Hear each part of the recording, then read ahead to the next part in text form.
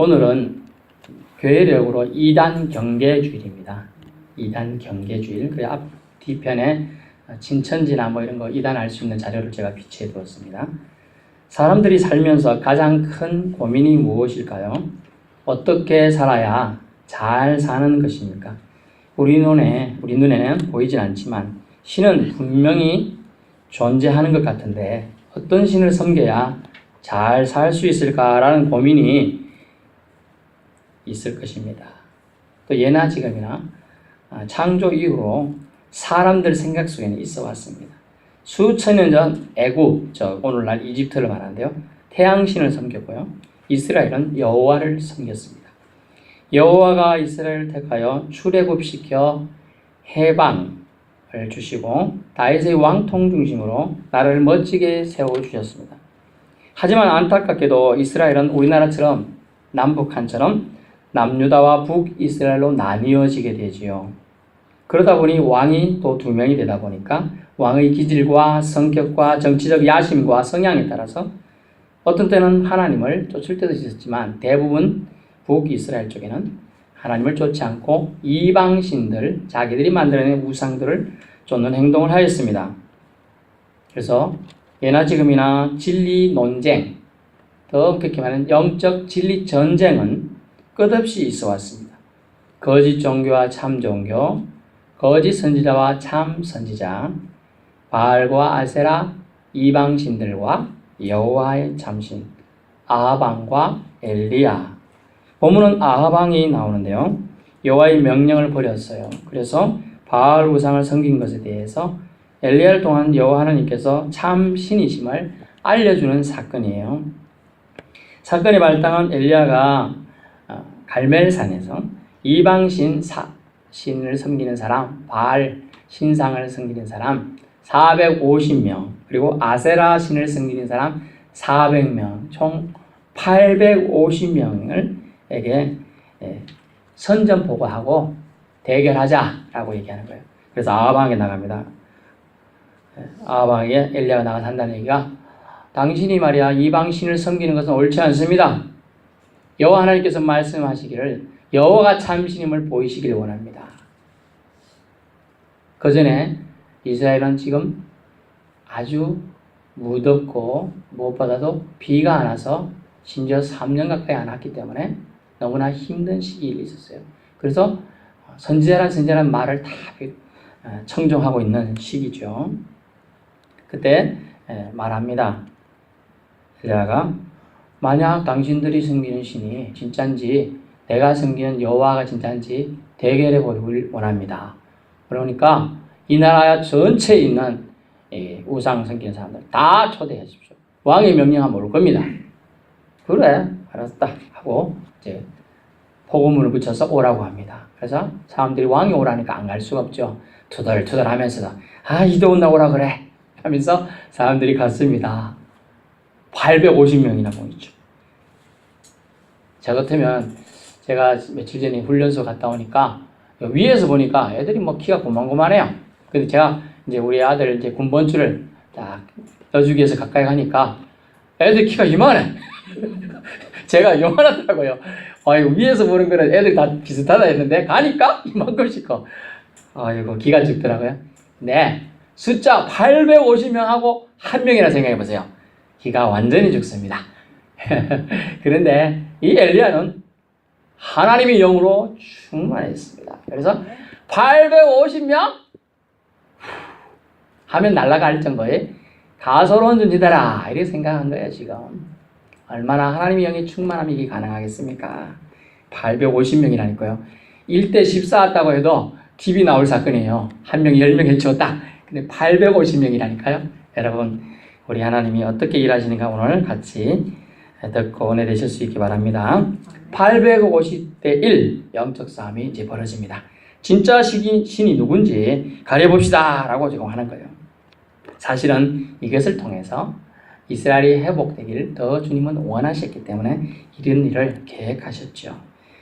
본문에 읽지는 않았지만 21절에 보니까 엘리야가 모든 백성에게 가까이 나아가서 외칩니다. 어느 때까지 여러분 둘 사이에서 머뭇머뭇하렵니까? 여호와가 만일 하나님이면 그를 섬기시고 이방 신이 신이라 참신이라 생각하면 그들을 섬기십시오 라고 지금 호통을 쳐요. 호통. 사람들이 마음은 뜨끔뜨끔해요. 그래도 우리 조상이 여호와를 섬겼는데 내가 지금 이렇게 살아야 되는가 이 고민을 하고 있습니다. 그러면서 이렇게 말합니다. 아니 진짜 신이라면 인생들을 돌보고 인생을 불쌍히 여기기 원하는 신이잖아요. 우리 하나님 어떤 신이죠? 우리 교회에 들어오면 써져 있는데 하나님은 사랑이시라 라고. 사랑의 신인데 긍휼이 많은 신인데 당연히 기도 들어주는 게 뭉치게요. 신은 원래 God bless you로 축복하기를 원하시고 신은 우리를 보호하기를 원하신단 말이에요. 그런 원리가 사람들은 신을 믿는 이유지요. 그래서 엘리야는 말합니다. 응답해주는 신이 진짜 신 아니겠어? 그러니까 사람들이 맞다 응답해주는 신이 진짜지. 아니 많이 있어 뭐해. 응답 안 해주면 땡이지 뭐. 그렇지 않아요? 응답해주는 신이 참신이다 이렇게 지금 얘기하고 있는 거죠. 그러자 850명이 나오긴 했는데 진짜 대결은 450대 1로 합니다. 성경 잘 읽어보시면 나와요. 바알 450명아 열심히 너희 바알 신을 불러봐라. 그러자 이제 부릅니다. 사람들이 아침부터 저녁까지 부르는데 아침에 먼저 부릅니다. 아침부터 낮까지 막 중얼중얼 부릅니다. 뭐 연불 외우듯이 바알 바알을 자꾸 하면 발돼요. 바알 막 부릅니다. 그래도 대답이 없어요. 그러니까 엘리야가 조롱합니다. 그 봐라 너들 신이라고 하는데 대답도 안 하는구나 막 이렇게 얘기합니다. 그들 조롱하면 27절 보세요. 신이 너들 큰 소리로 불러라. 신이 기가 먹었는지 묵상하고 있는지 잠자고 있는지 외출했는지 어떻게 하냐. 빨리 불러서 깨워라. 길 밖에 나가서 빨리 찾아오게끔 해라. 막 이런 식으로 엘리야가 그들을 조롱해요. 그러자 사람들이 어쨌냐 이제 말로 뭐 그렇게 바알 신이시여 우리를 불쌍히 여기소서 아세라 신이 우리를 도와주소서 뭐 엘리야가 우리를 조롱합니다 막 이렇게 했어. 처음에는 그러나 안 되니까 어쩌냐 이제 막 춤을 춥니다. 이걸 좀 리얼하게 표현해야 재밌습니다. 이해해 주세요. 지랄병을 하면서 춤을 췄어요. 막 어떻게 했느냐 칼로 자기를 자해했어요. 영어로 보니까 커트라고 했어요. CUT 칼 들고 꺾고 창으로 찔러가며 피를 내가면서 그게 옛날에 있는 풍습이 뭐냐면 인신제사가 있습니다. 인신제사. 자신의 아들들을 제물로 드리는 거예요. 그런 것도 있고요. 여기는 이제 자기 자해를 하면서 피를 내가면서 내가 피를 흘리기까지 피를 바칩니다. 신이여 제발 제게 응답하소서 막 이렇게 나간 거예요. 그런데 어땠어요? 아무 응답도 없어요. 이제 29절 저녁 소재 드릴 때까지 아무 말이 없어요. 아무 응답이 없어요. 이제 창피해졌죠. 자기가 믿는 신이 이렇게 믿고 있고 했는데 사람들이 웅성웅성해요. 뭐야? 쥐도 바알 믿는다고 하고 450명 열심히 기도하는데 아무 반응 없네? 어떻게 된 거지? 바알은 참고로 말씀은 풍요의 신이에요. 다산의 신이 또 아세라 있고요. 바알을 믿으면 풍성해져요. 옛날은 뭐 농사 짓는다고 하면 축복받으면 뭐 몇백 배 뭐 이렇게 받으면 좋잖아요. 응? 일을 했는데 10이 생기고 1,000원 투자했는데 1,000만 원 생겨도 생각해 보세요. 이런 개념이 바알신이에요. 그런데 아무 응답이 없어요. 여러분 어떻게 생각하시죠? 신이 함께 해주는 인생과 신이 없는 인생 어느 쪽이 과연 더 나은가요? 제가 이렇게 질문하지 않았습니다. 어느 쪽이 더 행복한가요? 질문하지 않았어요. 어느 쪽이 더 나은가요? 우리가 세례요한 알 겁니다. 믿음 생활 좀 하신 분은 세례요한은 행복한 에 살다 갔습니까? 그렇지 않아요. 평생 동안 복음을 전하다 가다가 심지어 나중에 목이 잘려 죽습니다. 어떻게 보면 불행하게 살다 갔어요. 하지만 그는 하나님 편을 택한 아주 나은 편을 택한 사람이에요. 여러분 짜장면집에 가면 뭘 고민하죠? 짜장면을 먹을지 짬뽕을 먹을지 볶음밥을 먹을지 덮밥을 먹을지 고민을 해요. 이걸 뭐라고 합니까? 이것은 행복한 선택이다. 선택 문제예요. 그러나 우리가 참신을 섬길지 이방 가짜신을 쫓다가 죽을지는 뭐예요? 운명이 걸린 문제예요. 운명이 걸린 문제. 오늘 이 운명이 걸린 문제를 가지고 엘리야는 수십만 군집한 백성들에게 요구하고 있고 선택을 말하고 있는 거예요. 사실은.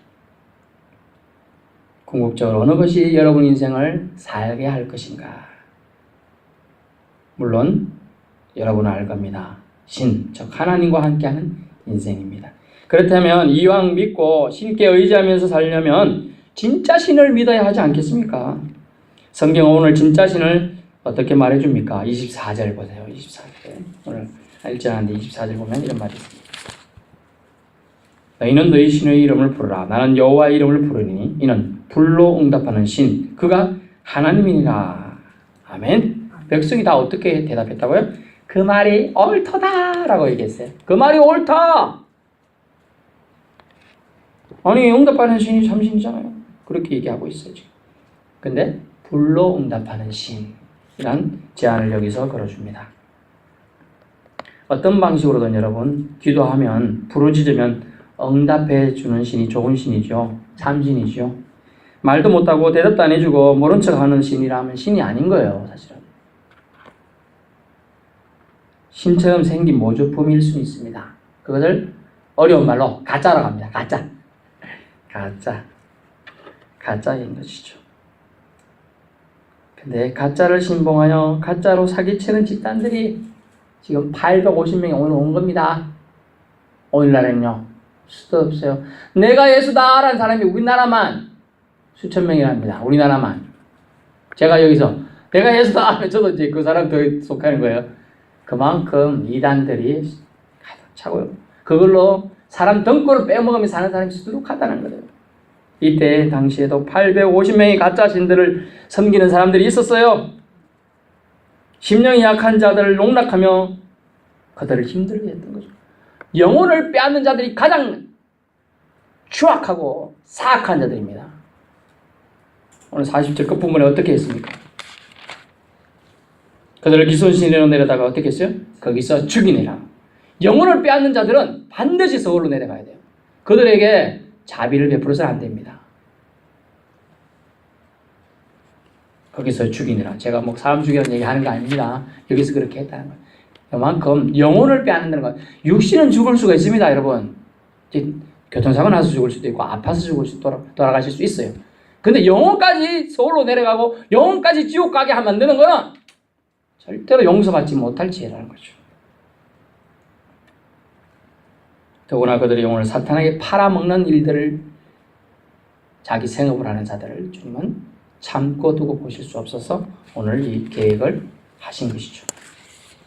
아침부터 저녁까지 아무리 부르짖고 심지어 자해까지 하며 피까지 철철 흘려가며 저들이 신들 바알과 아세라들을 거짓산들아 불렀지만 아무 응답도 없었습니다.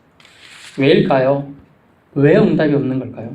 그것은 바알과 아세라는 참신일 수 없고 한낱 인간들이 만들어낸 조형물일 수밖에 없기 때문입니다. 말 못하는 인형 같은 존재가 살아있는 존재와 싸움이 됩니까? 무생물이 무슨 대답할 수 있나요? 실체도 없는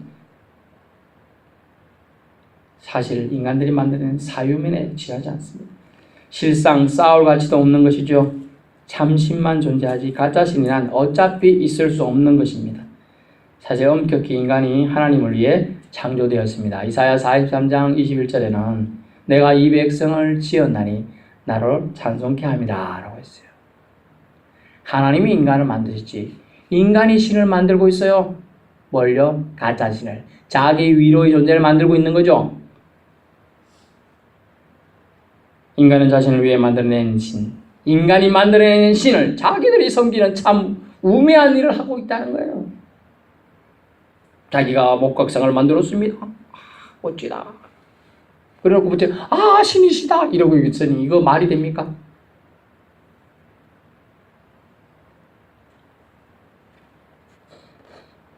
다시 말씀으로 돌아갑니다. 36절 엘리야가 부릅니다. 아브라함과 이삭과 이스라엘의 하나님 여호와여. 이 말이 뭡니까? 왜 성경을 보면 구약 성경을 보면 아브라함과 이삭과 야곱의 하나님 이런 표현이 나올까요? 그것은요 역사 속에 살아계신 하나님을 말씀하기 위해서요. 아브라함 시대도 살아계셨고 이삭 시대도 살아계셨고 야곱 시대도 살아계셨다. 그것을 알려주기 위해.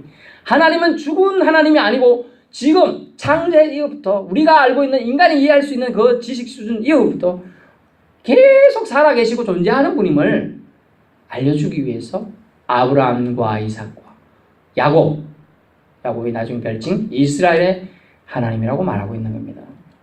여러분, 하나님이 과거의 하나님에 머무르지 않고 오늘뿐만 아니라 미래까지 존재하실 여호와 하나님을 믿으실 수 있게 바랍니다. 믿는 만큼 주님의 능력이 여러분과 함께 할 것입니다.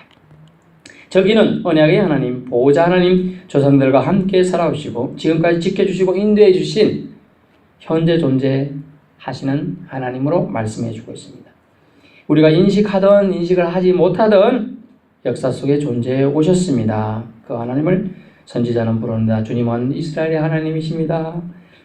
저는 주님의 종입니다. 주님 말씀대로 이 일을 행하는 것이 오니 기도를 들어 주옵소서. 이렇게 기도하는 거죠.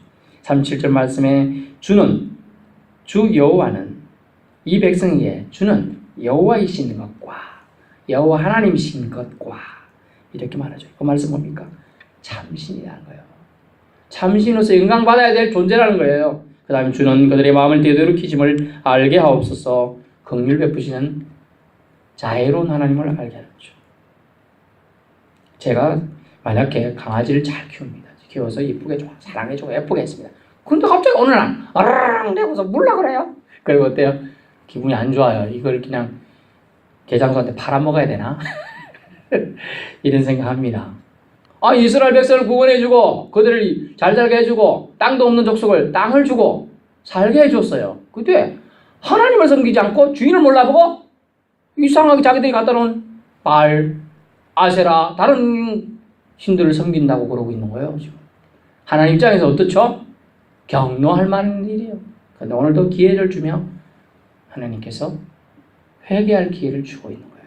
참신임을 증명할 기회를 주면서 다시 이스라엘 돌아오라, 내게로 돌아오라 라고 주님은 부르고 계시는 거예요. 안타까운 심정으로.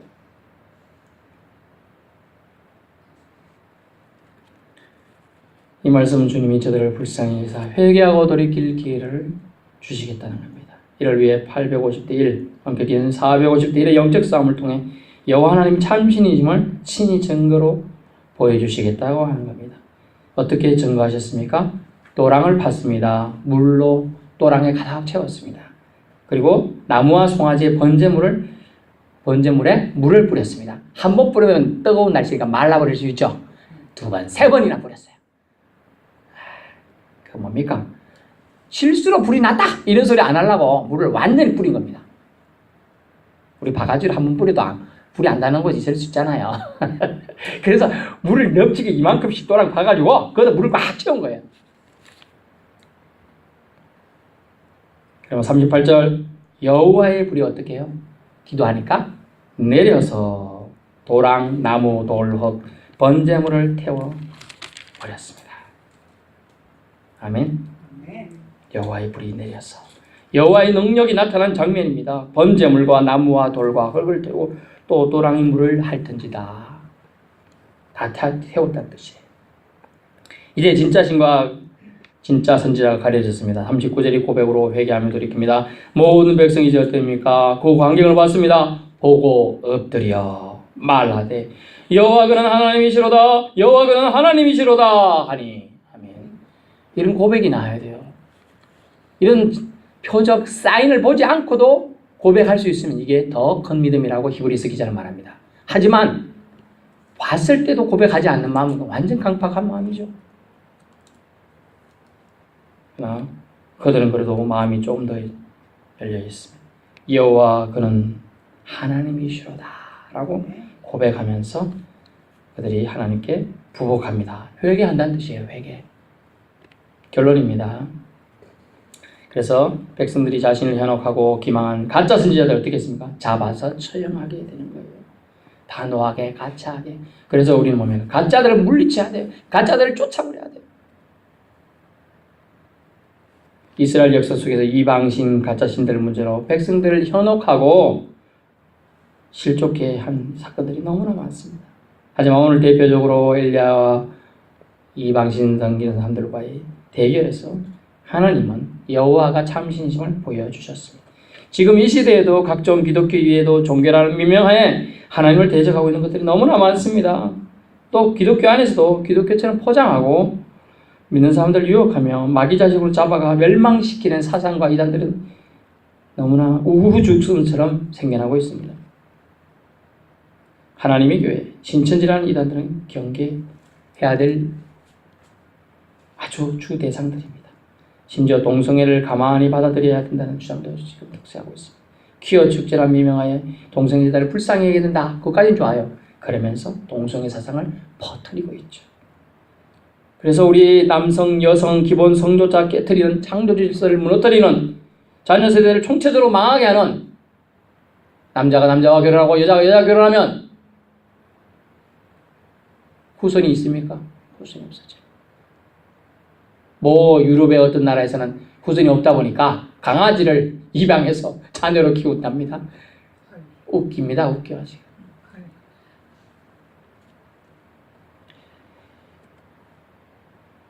그래서 지금 심지어 군대 내에서 동성 간의 연애 이런 것도 인정한다 그러고요. 동성 간 결혼도 인정한다고 아주 심각해요. 우리나라도 곧 그럴 가능성이 지금 농후해졌어요.